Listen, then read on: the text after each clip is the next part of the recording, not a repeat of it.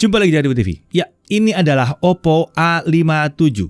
Smartphone baru ini hadir dengan beberapa hal baru untuk Oppo A5 series, termasuk desain Oppo Glow, 33 watt SuperVOOC, dan Ultra Linear Stereo Speaker. Mari kita lihat, selain ketiga hal yang tadi, hal apa lagi yang ditawarkan oleh Oppo di produk mereka yang dikatakan bisa bikin penggunanya puas seharian ini. Oke, Oppo A57. Mari kita mulai dengan membahas paket penjualannya. Tentunya dalam paket penjualan ada unit Oppo A57-nya. Lalu ada kabel USB Type-C dan ada chargernya. Ada chargernya. 33 watt SuperVOOC di sini. Lalu masih ada case-nya juga. Screen protector ada juga di sini. SIM tray ejector tentunya ada dan ada paket dokumen. Smartphone ini menggunakan desain Oppo Glow yang disebut menghasilkan tampilan dengan kilauan yang menarik dan spektakuler ya. Desain ini disebut Oppo membuat bodi belakang smartphone jadi anti fingerprint dan anti scratch. Opsi warnanya ada glowing black dan glowing green seperti yang saya pegang. Bodi belakang dan frame menggunakan bahan polikarbonat, frame menggunakan desain flat yang kekinian banget.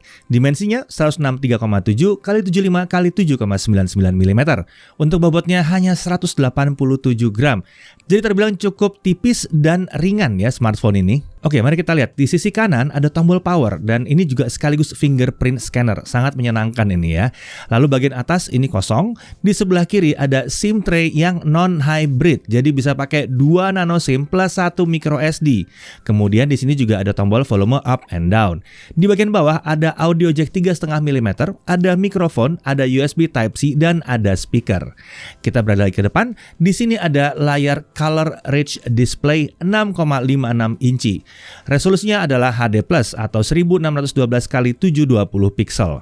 Refresh rate-nya 60 Hz. Berdasarkan hasil pengujian kami untuk indoor brightness, layarnya itu bisa mendekati 450 nits.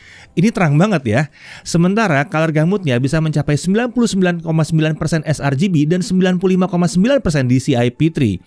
Ini kurang lebih ya sesuai dengan apa yang diklaim Oppo dan ya ini berarti memang layarnya oke banget. Nah, ada earpiece di bezel atas layar ini, berfungsi juga ini sebagai speaker. Iya, ingat kan kalau smartphone ini punya Ultra Linear Stereo Speaker. Menurut kami kualitas suaranya terbilang memadai untuk kelas harganya. Kemungkinan besar ini adalah hasil implementasi Dirac 3.0 yang kata Oppo mendukung hadirnya kualitas suara yang baik. Stereo speaker juga membuat suara jadi terasa lebih seimbang ya kalau kita pakai smartphone ini dengan posisi horizontal dan kita lagi nonton atau kita main game. Volume suaranya sudah mencukupi di sini. Kalau volumenya dirasakan masih belum cukup, ada fitur ultra volume ya untuk volume 200%. Sayangnya saat pakai mode ini menurut kami ada penurunan sedikit di kualitas suaranya. Jadi dipakai saat diperlukan aja. Nah, kemudian di sini juga ada kamera selfie 8 megapiksel, lensanya 5P atau 5 elemen. Bukaannya f2.0 dengan field of view 79 derajat. Untuk perekaman video sampai dengan 1080p 30 fps. Kita beralih ke sisi belakang. Ini adalah kamera utamanya, main kamera 13 megapiksel, lensanya 5P, bukannya f2.2 dengan field of view 80 derajat dan ini adalah kamera autofocus.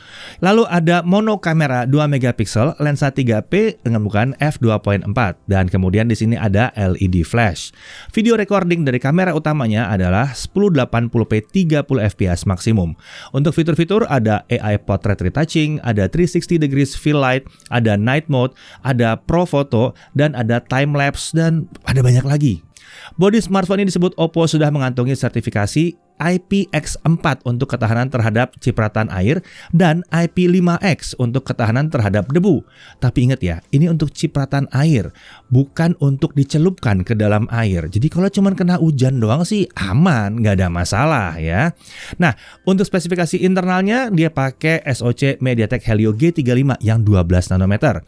RAM-nya 4GB LPDDR4X, storage-nya 64GB eMMC 5.1. Ini udah support RAM expansion sampai dengan 4GB dan mendukung penggunaan micro SD sampai dengan 1TB jika dibutuhkan. Untuk baterai, ya nggak kecil juga, ini 5000 mAh. Chargingnya bisa pakai 33 watt SuperVOOC di sini. Smartphone ini dilengkapi dengan fitur charging heat control. Ya, ini disebut Oppo meningkatkan keamanan saat proses charging. Ada juga fitur optimized night charging untuk pengisian daya cerdas saat malam hari. Jadi, charging itu akan berhenti di kisaran 80% pada saat kita tidur ya. Dan menjelang pengguna yang mulai beraktivitas di pagi hari, charging akan dilanjutkan lagi sampai 100%. Iya. Jadi, dia akan berusaha mengetahui kapan kira-kira kita biasanya bangun. Tentunya pakai AI ya. Tidak ketinggalan ada juga Sleep Standby Optimization yang membuat daya tahan baterainya hanya terpakai 2% saja sepanjang malam atau selama 8 jam penggunanya tidur. Untuk OS dia pakai ColorOS 12.1 yang basisnya udah Android 12 dong hari gini ya. Sensornya ada accelerometer, ada light sensor, proximity sensor, pseudo gyro, dan ada geomagnetic sensor. Konektivitas ini di 4G LTE. Wi-Fi-nya udah Wi-Fi 5, Bluetooth-nya 5.3, dan USB-nya sudah support OTG. Kita langsung masuk ke pengujian ya. Benchmarknya Antutu 8 ada di 105 ribuan. Untuk Geekbench 5, single core-nya ada di 168 dengan multicore di 1022. Kemudian 3D Mark Slingshot Extreme itu graphics core-nya di 388. GFX Bench T-Rex Offscreen 1080p di 22 fps. Sementara GFX Bench Manhattan 3.1 Offscreen 1080p di 8.3 fps. Handphone ini bisa gaming nggak? Masih bisa gaming juga ya. Nah, di sini kita coba main Free Fire Max dengan setting smooth 60 fps. Kita bisa mendapatkan frame rate sekitar 40-60 fps. Kalau untuk main secara kompetitif mungkin ini belum cukup. Tapi kalau buat casual gaming ya ini masih cukup sih, masih asik-asik aja. Untuk Subway Surfer, game ini bisa berjalan di frame rate sekitar 50 fps. Kadang masih bisa turun ke sekitar 45 fps. Ya ini bukan hasil yang paling hebat yang pernah kita dapatkan, tapi kalau untuk main aja sih ini masih cukup playable untuk ngisi waktu luang. Sementara kalau hasil pengujian kamera yang dilakukan bersama Chris adalah seperti ini.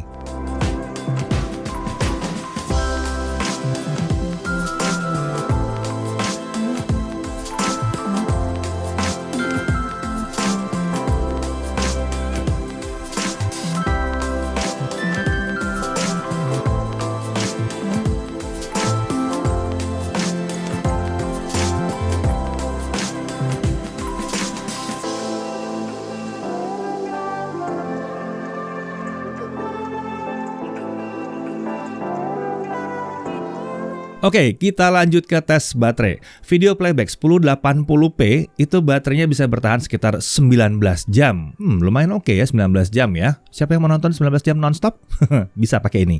Untuk charging dari 0 sampai 100% full itu membutuhkan waktu sekitar 76 menit saja atau sekitar 1 jam 16 menit. Ini kurang lebih masih sesuai dengan klaimnya Oppo. Nah, kemudian untuk pengujian lanjutan, Netflix itu mendukung streaming di resolusi SD ya karena masih wideband-nya L3. Untuk YouTube, streaming itu masih bisa sampai dengan 1080p 60 fps. Untuk haptic feedback tersedia dan sesuai dengan apa yang bisa diharapkan dari smartphone dengan harga sekelasnya ya. Untuk Wi-Fi sharing gimana? Bisa. Menariknya ada opsi mau 2,4 GHz atau 5 GHz. Itu juga bisa. Modul Wi-Fi-nya lumayan oke nih ya. Nah, untuk harga, dia ada di kisaran 2.399.000 untuk yang RAM 4GB dengan storage 64GB. Ya, nggak ada varian lain, emang cuma satu varian aja. Oke, hal yang perlu diperhatikan. SoC-nya mungkin agak terasa kurang untuk kelas harganya, tapi untuk yang memang sengaja mencari smartphone yang utamanya untuk sarana komunikasi, misalnya orang tuanya mau beliin smartphone untuk anaknya, tapi nggak mau anaknya terlalu banyak main game, jangan sampai lupa waktu. Nah, untuk belajar ini masih lebih dari cukup. Kemudian untuk storage ini 64GB yang ditawarkan.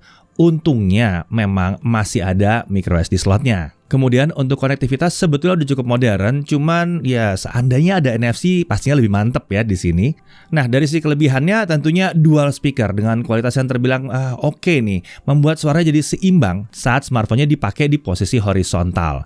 Kemudian ini yang penting banget, dia sudah mengusung sertifikasi IPX4 dan IP5X. Oppo terbilang cukup memperhatikan sertifikasi ini ya, karena beberapa smartphone Oppo A series itu sudah punya sertifikasi ini. Jadi harusnya ini aman ya, mau kena hujan-hujan gitu nggak ada masalah. Dikantongin misalnya terus lagi naik motor kehujanan, aman. Kemudian traynya non-hybrid ya, jadi bisa untuk dual SIM card dan 1 microSD sampai 1 TB tadi ya. Dan masih ada audio jack 3,5 mm pintar juga. Kemudian desainnya, ini sih yang keren sih, desainnya. Ini menarik karena dia menyerupai desain Oppo di kelas harga yang lebih tinggi karena desain Oppo Glow yang digunakannya. Ya, kurang lebih seperti itu yang ditawarkan oleh Oppo di smartphone A5 series yang terbaru ini. Kalau kalian butuh informasi lebih lengkap mengenai smartphone satu ini, bisa cek link di deskripsi video ini. Oke, sekian dulu video pembahasan perangkat teknologi kali ini. Sampai jumpa di video berikutnya. Saya Deddy Irfan, Jagat Review TV.